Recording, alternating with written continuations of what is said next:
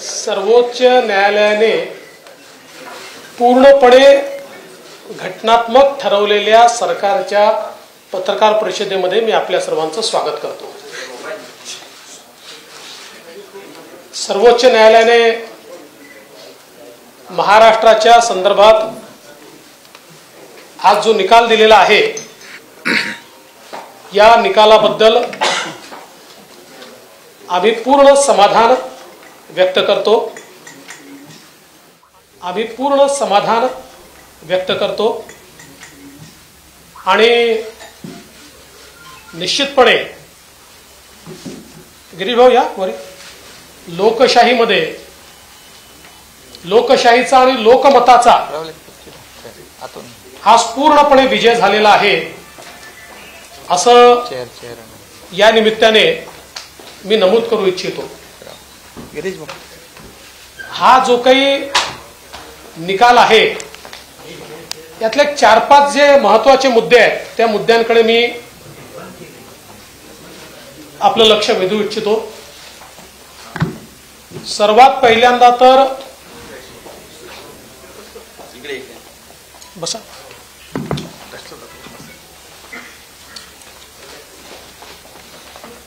सर्वात पहिल्यांदा तर महाविकास आघाडीच्या मनसुब्यावर पूर्णपणे पाणी फेरत सर्वोच्च न्यायालयाने स्पष्टपणे सांगितलेलं आहे की स्टेटस को एंटे करता येणार नाही, उद्धव ठाकरेंना पुन्हा मुख्यमंत्री बनवता येणार नाही।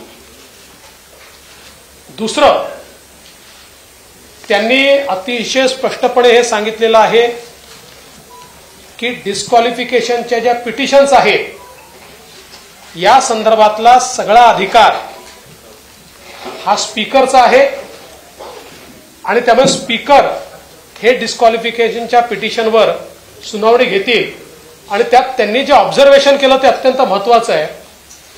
देर are no extraordinary circumstances in the instant case that warrant the exercise of jurisdiction by this court to adjudicate disqualification petition. The speaker must decide the disqualification petition. त्यामुळे याच्यामध्ये कुठलाही एक्स्ट्राऑर्डिनरी सिच्युएशन नाही, त्यामुळे सुप्रीम कोर्टाने याच्यामध्ये हस्तक्षेप करण्याला नकार दिलाय आणि ते स्पीकरचे अधिकार हे स्पीकरलाच दिलेले आहेत। दुसरं, हे सगळं डिस्क्वालिफिकेशनचे पिटिशन सुरू असताना ज्यांच्या विरुद्ध पिटिशन सुरू आहेत अशा आमदारांचे सगळे अधिकार हे पूर्णपणे त्यांना आहेत असं देखील अतिशय स्पष्टपणे म्हटलेलं आहे किंवा त्यांना right to participate in house regardless of pendency of any petition of their disqualification. आणि जे काही हाऊसचे प्रोसिडिंग चालतील वगैरे याचा डिस्क्वालिफिकेशनचा जो काही निकाल आहे त्याच्याशी काही संबंध राहणार नाही असं सांगितलेलं आहे। त्यामुळे ज्यांच्या विरुद्ध डिस्क्वालिफिकेशनची पिटिशन या ठिकाणी चालू आहे त्यांना सगळे अधिकार आहेत हे स्पष्टपणे या ठिकाणी सर्वोच्च न्यायालयाने सांगितलेलं आहे। त्यानंतर एक अजून महत्त्वाचं ऑब्झर्वेशन आहे की ज्यामध्ये त्यांनी इलेक्शन कमिशनला पूर्णपणे अधिकार आहेत हे स्पष्टपणे सांगितलेलं आहे आणि regardless of disqualification petition proceedings election commission स्वतंत्रपणे निर्णय हा या ठिकाणी घेऊ शकतं। त्यामुळे जे इलेक्शन कमिशनच्या निर्णयावर किंवा त्यांनी केलेल्या प्रोसिडिंग्सवर जे प्रश्नचिन्ह निर्माण करण्याचा प्रयत्न उद्धव ठाकरे यांच्या गटाने केला होता तो पूर्णपणे चुकीचा आहे हे यातनं स्पष्ट झालं आहे आणि हे अतिशय स्पष्टपणे त्यांनी असं म्हटलंय की the speaker and the ECI are empowered to concurrently adjudicate on the petitions before them under 10th schedule and under paragraph 15 of the symbols order respectively. आणि while adjudicating petitions under paragraph 15 of the symbols order, the ECI may apply a test that is best suited to the facts and circumstances of case before it. म्हणजे सगळे अधिकार हे election कमिशनचे आहेत आणि त्याच्यामध्ये कुठलीही बाधा नाही, हेही या ठिकाणी अतिशय स्पष्टपणे सांगितलेलं आहे. त्यानंतर एक अजून महत्वाची गोष्ट की याच्यामध्ये for the purpose of 10th schedule political party कुठली आहे हे डिसाइड करायचे अधिकार देखील स्पीकरला देण्यात आलेले आहेत. याच्यामधला जी पॅराग्राफ जर आपण वाचला, the speaker would prima facie determine who the political party is for the purpose of adjudicating disqualification petitions under paragraph 2(1) of the 10th schedule where 2 or more factions claim to be the political party. त्यामुळे याही बाबतीत अतिशय स्पष्टपणे अधिकार हे स्पीकरला देण्यात आलेले आहेत. आणि सगळ्यात महत्वाचं, the governor was justified in inviting Mr Shinde to form the government असं म्हटल्यामुळे आता हे सरकार पूर्णपणे कायदेशीर, आधी कायदेशीरच होतं, संवैधानिकच होतं, पण काही लोकांना शंका होती. मला असं वाटतं की सर्वोच्च न्यायालयाने त्यांच्या शंकेचं समाधान केलं असावं. अर्थात ते सर्वोच्च न्यायालयाला मानत असतील तर, आम्ही तर मानतो, ते मानत असतील तर त्यांच्या शंकेचं निश्चितपणे समाधान झालं असेल. आज उद्धव ठाकरेजींची पत्रकार परिषद मी बघितली. नॉर्मली मी बघत नाही, पण जाता जाता थोडी शेवटचं मला पाहायला मिळालं. आणि त्याच्यामुळे ते असं म्हणाले की मी नैतिकतेच्या आधारावर राजीनामा दिला. माझा त्यांना सवाल आहे, भारतीय जनता पक्षासोबत निवडून आलात आणि काँग्रेस राष्ट्रवादी सोबत गेला, तेव्हा ही नैतिकता कुठल्या डब्यामध्ये बंद केली होती याचं पहिले उत्तर द्या. तेव्हा ही नैतिकता कुठे होती? खरं म्हणजे नैतिकतेचा विषय तुम्ही सांगू नये, कारण तुम्ही खुर्ची करता विचार सोडला आणि एकनाथ शिंदेंनी विचाराकरता खुर्ची सोडली. ते सत्तेमध्ये होते आणि ते विरोधी पक्षासोबत आमच्यासोबत आले. त्यामुळे नैतिकतेचं बोलण्याचा कुठलाही अधिकार, नैतिक अधिकार तुम्हाला नाही. उद्धवजी, तुमच्या लक्षात आलं होतं, तुमच्याकडे नंबर नाही, तुम्ही हारणार आहात, लोक तुम्हाला सोडून गेले आहेत. त्यामुळे त्या लाजेपोटी आणि त्या भीतीपोटी तुम्ही त्या ठिकाणी राजीनामा दिला. त्यामुळे विनाकारण त्याला नैतिकतेचा मुलामा चाडवण्याचा प्रयत्न करू नका. एकनाथ शिंदेंनी राजीनामा देण्याचा प्रश्नच उद्भवत नाही, कारण आज त्यांच्या नियुक्तीवर पूर्ण शिक्कामोर्तब सर्वोच्च न्यायालयाने या ठिकाणी केलेलं आहे.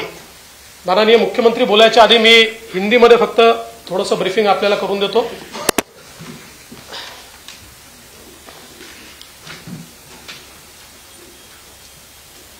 माननीय सुप्रीम कोर्ट ने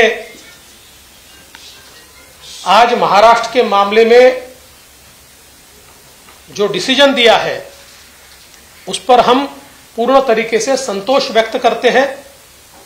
और अब किसी को भी ये शंका नहीं होनी चाहिए कि महाराष्ट्र की सरकार पूर्णतः संवैधानिक है, पूर्णतः लीगल है और ये पूरे संवैधानिक ताकत के साथ यहां पर कार्य कर रही है. जो ऑनरेबल सुप्रीम कोर्ट ने आदेश दिए हैं उसमें से चंद मुद्दे ये मैं ऐसा मानता हूं कि बहुत महत्वपूर्ण है. पहला मुद्दा, सुप्रीम कोर्ट ने यह कहा कि स्टेटस को एंटे नहीं किया जा सकता. उद्धव ठाकरे इन्हें वापस मुख्यमंत्री नहीं बनाया जा सकता. जो उन्होंने मांग की थी उनके पिटीशन में, यह बहुत स्पष्ट रूप से उच्चतम न्यायालय ने कहा है.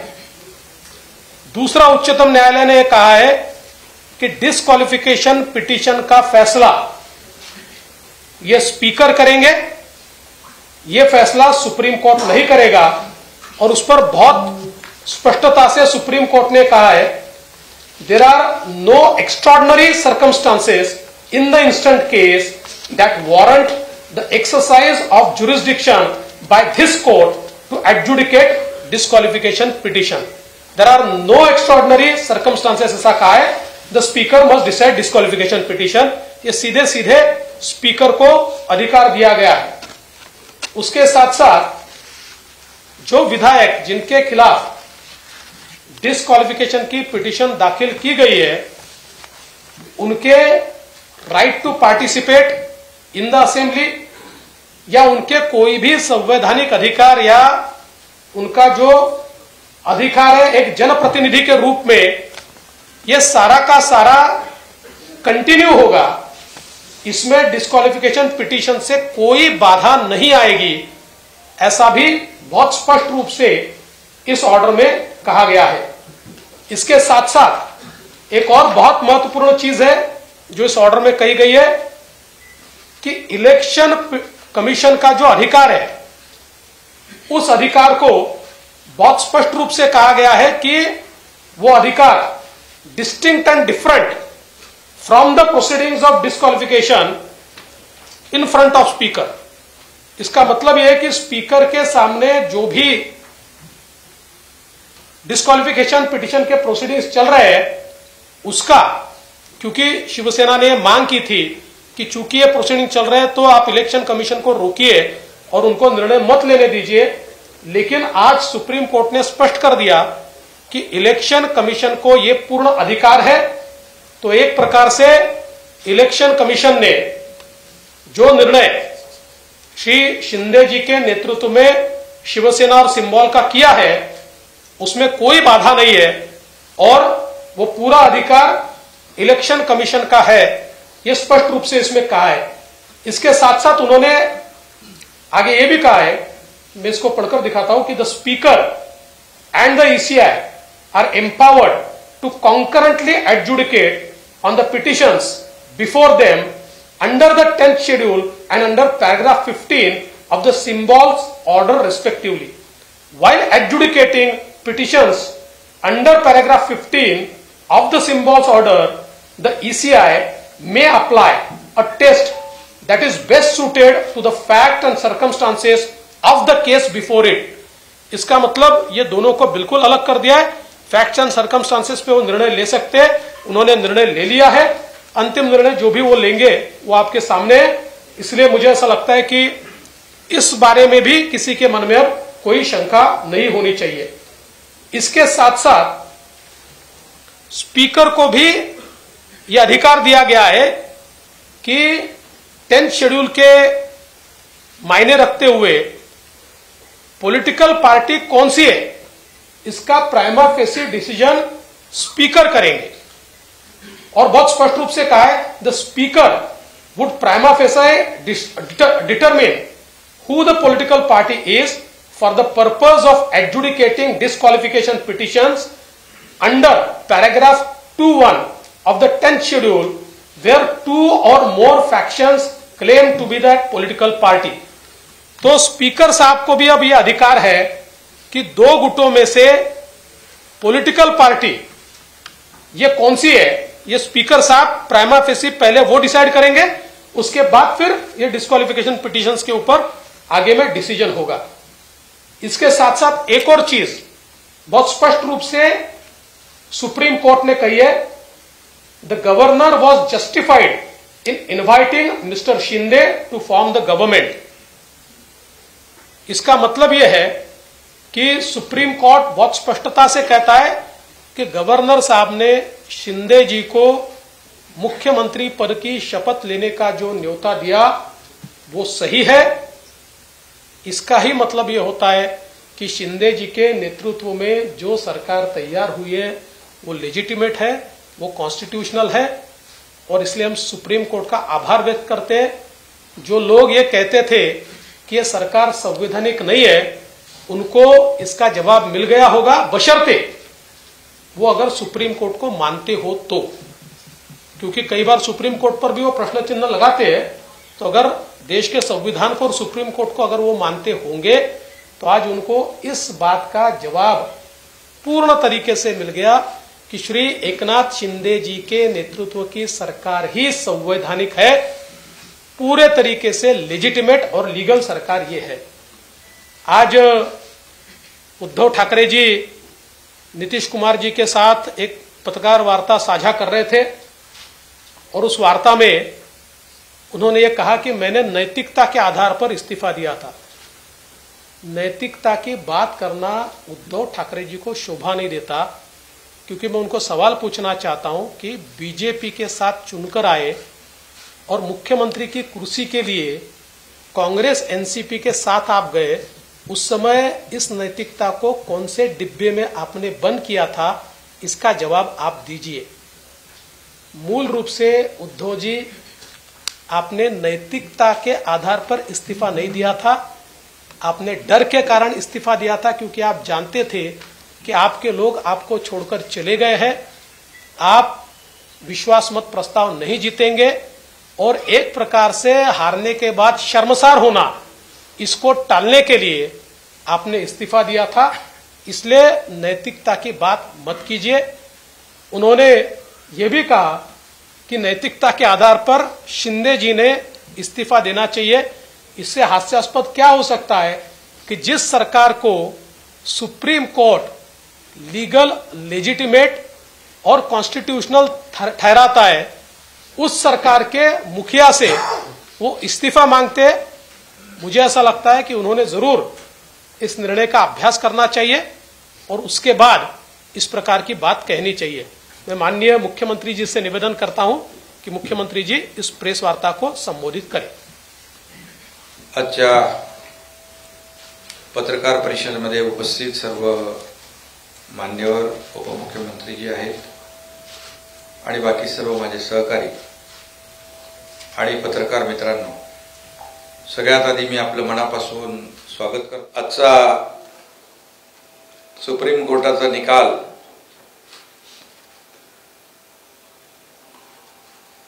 आपल्या लोकशाहीमध्ये अपेक्षित असलेला निकाल लागल्याबद्दल मी आमच्या सगळ्यांना शुभेच्छा मलाही दिल्यात, पण तुम्हालाही देतो शुभेच्छा सगळ्यांना। खरं म्हणजे अखेर सत्याचा विजय झाला आणि सुप्रीम कोर्टामध्ये आज आपण आलेला निकाल देखील पाहिला। त्याच्यामध्ये काही कायदेशीर आणि टेक्निकल बाबींचा उल्लेख आदरणीय देवेंद्रजींनी या ठिकाणी आपल्या समोर केलेला आहे। खरं म्हणजे आज आपण जर पाहिलं तर मी जेव्हा आपण मला विचारत होता त्यावेळेस मी सांगत होतो की लोकशाहीमध्ये बहुमताला महत्त्व आहे आणि या देशामध्ये कॉन्स्टिट्यूशन आहे, कायदा आहे, नियम आहे, सगळंच आहे आणि त्याच्या बाहेर कुणालाही जाता येणार नाही। हे माझे शब्द नेहमी आपल्याला आठवत असतील। आणि आम्ही सरकार जे स्थापन केलं ते पूर्णपणे कायदेशीर चौकटीत बसून कायदेशीर सगळ्या बाबींची पूर्तता करून आम्ही सरकार स्थापन केलं आणि बहुमताचं सरकार स्थापन झालं आणि आज सुप्रीम कोर्टाने त्याच्यावर शिक्कामोर्तब केलेला आहे आणि त्यामुळे अनेक लोक यापूर्वी घटनाबाह्य सरकार, बेकायदेशीर सरकार अशा प्रकारचं म्हणून स्वतःचे समाधान आणि स्वतःची पाठ थोपटून घेत होते, परंतु त्यांना आज सुप्रीम कोर्टाने एक घटनाबाह्य सरकार म्हणणाऱ्यांना चांगली चपराक दिली आहे आणि खऱ्या अर्थाने त्यांना घटनाबाह्य सरकार म्हणणाऱ्यांना कालबाह्य केलेलं आहे। आणि म्हणून आज आपला हा जो निर्णय सुप्रीम कोर्टाचा आलाय त्याचा मी मनापासून आणि आम्ही सगळ्यांनी स्वागत केलेलं आहे। शेवटी जे काही सुप्रीम कोर्टाने त्यांच्या निर्णयामध्ये काही गोष्टींचा उल्लेख केला, त्यामध्ये आमचं देखील आर्ग्युमेंट म्हणजे आमची भूमिका हीच होती की डिस्क्वालिफिकेशनचा अधिकार जो आहे तो अध्यक्षांना आहे, अध्यक्षांकडे तो अधिकार येईल आणि मेरिट प्रमाणे तेच अपेक्षित असा निकाल सुप्रीम कोर्टाने दिला आणि हे अधिकार जे डिस्क्वालिफिकेशनचे अधिकार अध्यक्षांकडे दिले. त्याचबरोबर निवडणूक आयोगाने जो निर्णय घेतला होता त्याही बाबतीमध्ये विरोधी पक्षाने म्हणजे पूर्वीच्या लोकांनी, माजी मुख्यमंत्री आणि ते सगळ्या टीमने म्हटलं होतं की निवडणूक सुप्रीम कोर्टामध्ये प्रकरण असताना निवडणूक आयोग कसा निर्णय घेऊ शकतो. त्याहीवर सुप्रीम कोर्टाने भाष्य केलं की निवडणूक आयोग हा अधिकार त्यांना आहे आणि म्हणून निवडणूक आयोगाने शिवसेना पक्ष म्हणून आम्हाला रेकग्नाइज केलं, धनुष्यबाण सिम्बॉल देखील आम्हाला दिला. हे सर्वश्रुत आहे आणि त्यामुळे खऱ्या अर्थाने अध्यक्षांना जे अधिकार दिले त्यामध्ये डिस्क्वालिफिकेशनचे अधिकार, पॉलिटिकल पार्टी जी आहे, पॉलिटिकल पार्टी आणि लेजिस्लेटिव्ह पार्टी याच्यामध्ये देखील त्यांनी भाष्य केलं आणि म्हणून आम्ही जो निर्णय घेतला बहुमताचा त्या 3 महिन्यानंतरच निवडणूक आयोगाने तो निकाल दिला की आम्ही शिवसेना आणि धनुष्यबाण आमच्याकडे. म्हणजे 2-3 महिन्यापूर्वी जो आम्ही निर्णय घेतला तो बहुमताचा निर्णय होता आणि त्यावेळेस देखील लेजिस्लेटिव्ह पार्टीबरोबर पॉलिटिकल पार्टी देखील आम्हीच होतो असं या ठिकाणी मी सांगू शकतो आणि त्याचा अधिकार जो आहे अध्यक्षांकडे दिला आहे. अध्यक्ष त्याच्यावर मेरिटवर निर्णय घेतील आणि या सगळ्या जर बाबी आपण बघितल्या त्याच्यामध्ये माजी मुख्यमंत्र्यांनी राजीनामा दिला नैतिकतेच्या आधारावर. आता देवेंद्रजी म्हणाले त्यांना माहीत होतं त्यांच्याकडे बहुमत नाही आहे, अल्पमतामध्ये आलेलं सरकार आहे आणि राज्यपालांनी देखील त्यावेळेस त्याचं काही इतर राज्याचं मी उदाहरण आपलं इकडचं पण झालं त्या बोम्मईंचं आणि त्यावर मी बोलू इच्छित नाही. पण जेव्हा राज्यामध्ये जेव्हा परिस्थिती निर्माण होते आणि राज्यपालांनाच काय तुम्हाला सगळ्यांना माहीत होतं त्यावेळेस सरकार अल्पमतात आलंय, शेवटी सरकारचा गाडा कारभार चालला पाहिजे.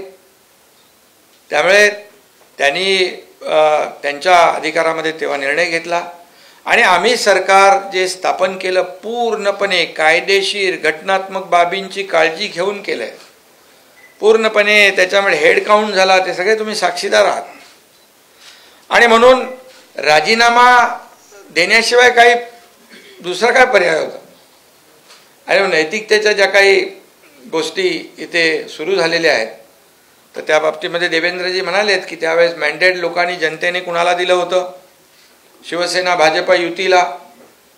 आणि मग नेमकं आम्ही हा निर्णय घेताना जनमताचा आदर केला आहे, जनभावनेचा आदर केला आहे, लोकांना अपेक्षित हवं असलेलं ते आम्ही केलंय, बाळासाहेबांच्या विचारांचा भूमिकेचा आम्ही आदर केलेला आहे आणि भारतीय जनता पक्ष आणि शिवसेना मिळून निवडणूक लढवली आणि सरकार दुसऱ्याबरोबर सत्तेसाठी खुर्चीसाठी त्यावेळेस बनवलं आणि हे सगळ्यांना माहीत आहे. आणि जसं देवेंद्रजी म्हणाले आम्ही तर तेव्हा सत्तेत होतो, तेव्हा पुढं काय होईल आम्हाला माहीत नव्हतं. खरं म्हणजे नैतिकता कोणी जपली हे मला सांगण्याची आवश्यकता नाही. आणि म्हणून खऱ्या अर्थाने बाळासाहेबांच्या विचारांची शिवसेना वाचवण्याचं काम, त्याचं काँग्रेस राष्ट्रवादीकरण करण्यात थांबवण्याचं काम आम्ही केलं, धनुष्यबाण वाचवण्याचं काम आम्ही केलं. तुम्ही तर तो गहाण ठेवला होता. आणि म्हणून यामध्ये आता मी देखील मगाशी पत्रकार परिषद थोडीशी बघितली, त्यामध्ये आम्ही पक्ष आहोत, आमचाच व्हीप लागणार, पण व्हीप लागायला तुमच्याकडे माणसं किती आहेत हा एक प्रश्न आहे. त्यामुळे शेवटी बहुमताचा आदर सुप्रीम कोर्टाने केलाय आणि त्याचबरोबर अध्यक्ष जे आहेत आपले विधानसभेचे ते देखील या सर्व प्रकरणामध्ये मेरिटवर निर्णय घेतील आणि हा निर्णय जो आहे या सरकारला घटनाबाह्य बेकायदेशीर म्हणणाऱ्यांना आजच्या सर्वोच्च न्यायालयाने खरं म्हणजे त्यांच्या बाजूने निकाल दिल्यानंतर ते सगळी ती संस्था त्या सगळ्या गोष्टी चांगल्या असतात, पण निर्णय मेरिटवर दिल्यानंतर मात्र जे काही भाष्य केलं जातं हे देखील आपल्या सगळ्यांना माहीत आहे. आणि म्हणून कुणाचीही दिशाभूल करण्याचा प्रयत्न देखील यापुढे देखील करतील. परंतु आज सुप्रीम कोर्टाने जे काही पूर्ण बहुमताचं सरकार आणि हे सरकार कायदेशीर घटनात्मक आहे याच्यावर शिक्कामोर्तब केलेलं आहे. हे जनतेचं सरकार आहे, जनतेच्या मनातलं सरकार आहे. त्यामुळे मी पुन्हा एकदा आज सर्वोच्च न्यायालयाच्या निर्णयाचं मनापासून या ठिकाणी स्वागत करतो. आज आखिर में सत्यमेव जयते कहते हैं, सत्य का विजय हुआ है. और सर्वोच्च न्यायालय में जो महाराष्ट्र सरकार की जो केस थी उसमें ये सरकार जो है हमने गठित किया हुआ शिवसेना भाजपा का वो कानूनी तौर से घटनात्मक दृष्टि से योग्य है. इसमें शिक्कामोर्तब हुआ है. अब घटना बाह्य बोलने वालों को ये सुप्रीम कोर्ट के निर्णय ने काल बाह्य कर दिया है. उनको अभी अगर निर्णय को मानते होंगे तो हम लोग तो निर्णय को मानने वाले लोग हैं.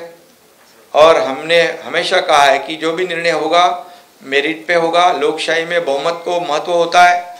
मेजॉरिटी को बहुत ही इम्पोर्टेंस देने का काम सभी जगह होता है. और हम लोगों ने जो सरकार स्थापित किया है वो पूरी तरह से कानून और घटना इसका आदर करते हुए हम लोगों ने किया है. और जो जिनके पास बहुमत नहीं था उन्होंने रिजाइन किया है. और नैतिकता की बात अब करने से पहले अगर करते, जब चुनाव हुआ था, जब शिवसेना भाजपा की सरकार का जब गठित होने मतलब जो सार्वत्रिक चुनाव हुआ तब लोगों का मैंडेट ध्यान में रखते हुए अगर नैतिकता की बात करते तो शिवसेना बीजेपी का सरकार स्थापित हो जाता था.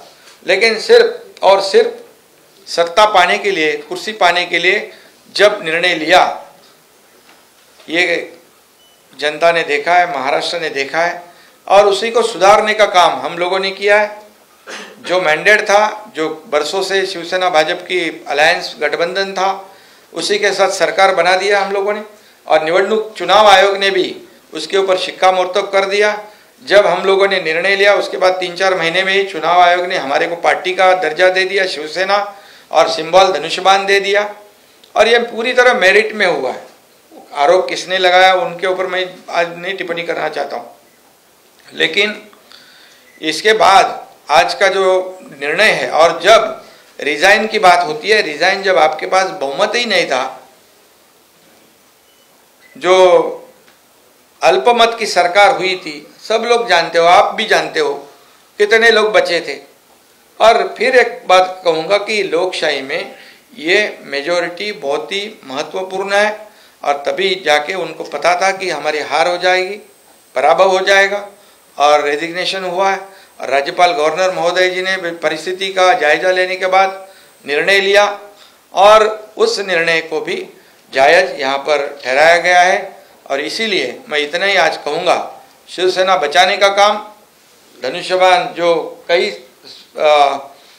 वर्षों से बाला साहब ठाकरे जी की भूमिका जो है, आइडियोलॉजी बचाने का काम हम लोगों ने किया है. और इसीलिए जनता ने भी हमें बहुत ही सपोर्ट किया है. और इसलिए मैं फिर एक बार कहूँगा कि सुप्रीम कोर्ट के आज के निर्णय का मैं तहे दिल से फिर एक बार स्वागत करता हूँ और धन्यवाद देना चाहता हूँ. एक करो शांति के साथ.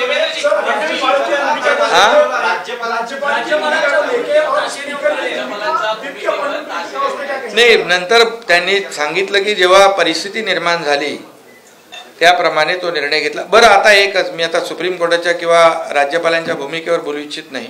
परिस्थितीनुसार राज्यपालांनी निर्णय घेतला. त्यावेळेस जर समजा फ्लोर टेस्ट झाली असती आणि पराभव झाला असता, मग राज्यपालांचा निर्णय योग्य होता असं म्हटलं असतं. त्यामुळे परिस्थितीनुसार त्यांनी निर्णय घेतला. पूर्णपणे बहुमत सरकारच्या बाजूने होतं, हेडकाउंट झालं, आपण सगळे साक्षीदार आहात.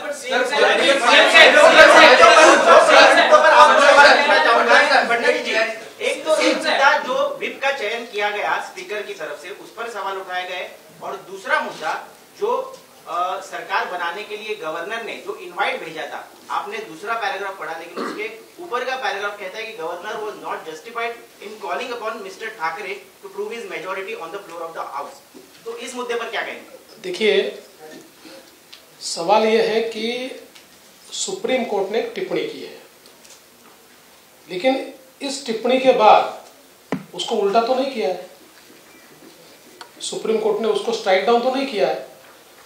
मूलतः ये होता है कि गवर्नर के सामने कुछ ऑप्शंस होते हैं. उदाहरण के तौर पर जो एक लैंडमार्क जजमेंट है बम्बई का, उस बम्बई के जजमेंट में सुप्रीम कोर्ट ने यह कहा कि जब भी ऐसी परिस्थिति आती है कि गवर्नर का एक सब्जेक्टिव सेटिस्फैक्शन होता है कि किसी सरकार के पास मेजॉरिटी नहीं है, तो गवर्नर ने एमएलएस की परेड नहीं करना है, उन्होंने फ्लोर टेस्ट के लिए बोलना है. तो हो सकता है कि उसके आधार पर उस समय गवर्नर ने यह निर्णय लिया हो. अब ये निर्णय सही है कि गलत है, ये सर्वोच्च न्यायालय देख सकता है, उसके ऊपर टिप्पणी कर सकता है. कौन सी कंडीशन में गवर्नर ने उसका निर्णय लिया, ये गवर्नर साहब बता सकते हैं. लेकिन मूल रूप से इस बात को आप समझिए कि ये टिप्पणी करने के बावजूद उस निर्णय को या हुई जो प्रोसेस है, स्टेटस को एंटे, ये नहीं किया जा सकता. ये स्पष्ट रूप से जब सुप्रीम कोर्ट कहता है, तो मैं ऐसा मानता हूं कि आगे आने वाले दिनों में किस प्रकार से निर्णय लेते समय गवर्नर साहब ने क्या क्या करना चाहिए, मैं ऐसा मानूंगा कि उसके लिए एक प्रकार से उन्होंने एक राह दिखाई है. और जहां तक व्हिप का सवाल है, उसमें उन्होंने ये कहा है कि पॉलिटिकल पार्टी ये व्हिप को अपॉइंट करती है. तो उन्होंने कहा एम्बिलिकल कॉर्ड ये उसको सीवियर नहीं किया जा सकता, उसको तोड़ा नहीं जा सकता. लेकिन पॉलिटिकल, हमारा इंटरप्रिटेशन बहुत स्पष्ट है. पॉलिटिकल पार्टी कौन है? पॉलिटिकल पार्टी एकनाथ शिंदे जी है, क्योंकि इलेक्शन कमीशन ने, हमने जो उनके सामने मांग की थी, उस मांग के आधार पर शिंदे जी की याचिका को मान्य करते हुए पॉलिटिकल पार्टी उनको किया है. और अब इसका फैसला स्पीकर को लेना है, तो उससे पहले इसके ऊपर डिस्कशन करना ये गलत होगा. अब स्पीकर ये फैसला करेंगे कि उस समय पॉलिटिकल पार्टी शिंदे जी थे या और कोई था. और उसमें मैं थोड़ा ऐड करना चाहता हूं कि जब भी हम लोगों ने ये डिसीजन लिया सरकार बनाने का, उसके बाद 3 महीने के बाद चुनाव आयोग ने तो हमारे को पॉलिटिकल पार्टी का दर्जा दे दिया था. एक चीज और मैं कहना चाहता हूं, आपसे हाथ जोड़कर निवेदन करता हूं कि सुप्रीम कोर्ट के फैसले से पहले कई नेता और चंद पत्रकार ये सुप्रीम कोर्ट बन गए थे और उन्होंने कई फैसले सुना दिए थे. तो आप तो सारे बहुत समझदार पत्रकार हो. अब चूंकि निर्णय स्पीकर साहब को लेना है, तो इसलिए उसके बारे में स्पेक्युलेटिव बोलना ये सही नहीं होगा. इसलिए उसके ऊपर सवाल करना ये भी ठीक नहीं होगा.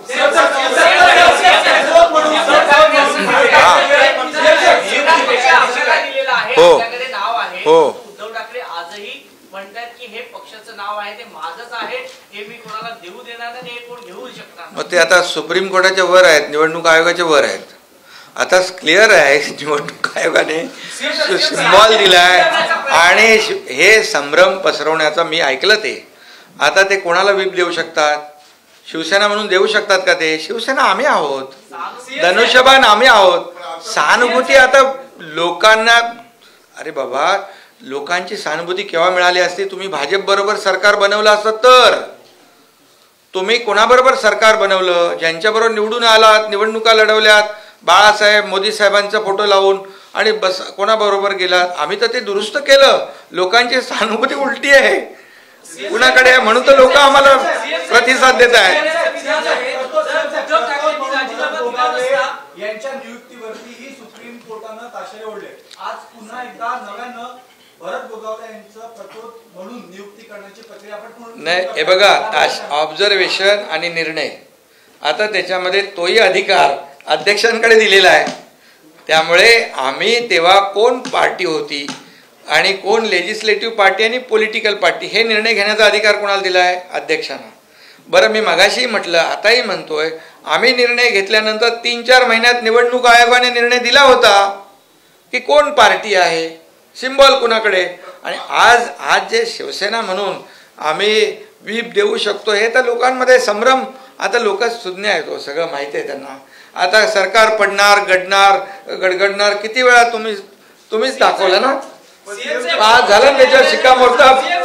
हा, सर्वोच्च न्यायालयाने टिप्पणी केलेली आहे की जर उद्धव ठाकरेंनी राजीनामा दिला नसता तर या परिस्थितीत आम्ही त्यांना मुख्यमंत्री म्हणून पुन्हा आणलं असतं. पण घड्याळाचे असं म्हटलेलं नाही, असं म्हटलेलं नाही.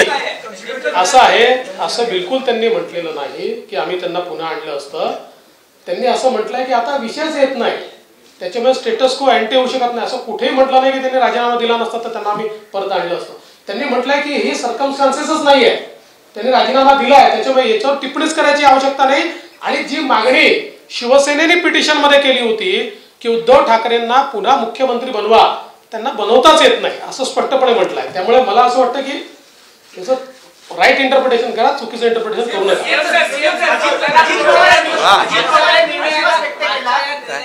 आनंद जितका आपल्याला झालाय, मला वाटतं त्याच्यापेक्षा जास्त आनंद आपल्या इतर आमदारांना झाला असेल, कारण की अनेकांची प्रतीक्षा ही विस्ताराकडे होती. ते पण होईल ना. कल्याणकर साहेब आहेत, हो, सगळ्यांना होईल, लवकरच होईल. सीएम साहेब, वारंवार चर्चा होते. आता हे सरकार कायदेशीर झालेलं, शिक्कामोर्तब झालेलं आहे. मध्यंतरी चर्चा सुरू झाली की नाही, आता तुम्हाला पण पटलंय ना कायदेशीर आहे. पहिलं ते सांगा, नाही तर आता आणखी कोणतरी मध्ये ते इतर पक्षाचे नेतेही येणार, बरीच चर्चा होती. कुठे येणार? तुमच्याकडे. आता ते इन्कमिंग कधी सुरू होणार? नाही, ते सुरूच आहे ना. आता किती सरकार स्थापन केल्यापासून सुरू आहे, कुठे थांबलंय?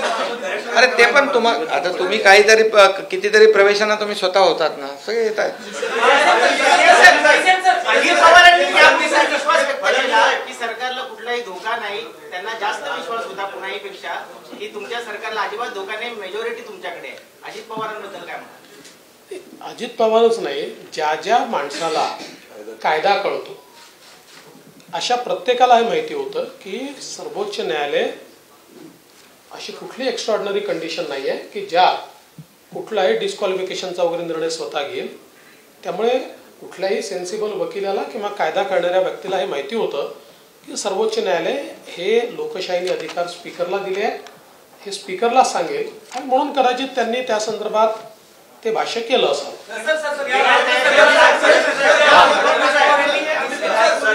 क्या बोले क्या? उद्धव ठाकरे गुट के अन्य विधायकों ने फैसले के बाद आपसे संपर्क किया है आपके साथ जुड़ने के लिए? अरे भैया, अभी तो फैसला अभी हुआ है ना, और अभी संपर्क तो अभी उसके ऊपर अभी मैं भाष्य नहीं करना चाहता हूँ.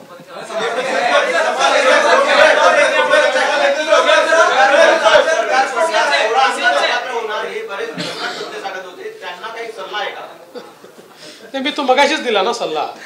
मी मगाशीच सांगितलं की काही नेते हे स्वतः सर्वोच्च न्यायालय झाले होते, त्यांना सल्ला देण्याएवढा मी मोठा नाही. पण मला असं वाटतं सर्वोच्च न्यायालयात एखादी केस असताना अशा प्रकारे आपणच सर्वोच्च न्यायालयानं आपल्यालाच कायदा समजतो अशा आविर्भावात वावरणाऱ्यांनी यातनं थोडा धडा घेतला पाहिजे. नाही, आज पण सुरू होतं ना सुप्रीम कोर्टाचा निकाल, म्हणजे सुरू व्हायच्या आधी सुरू होतं ना काही लोकांचं, आम्ही बघत होतो थोडं.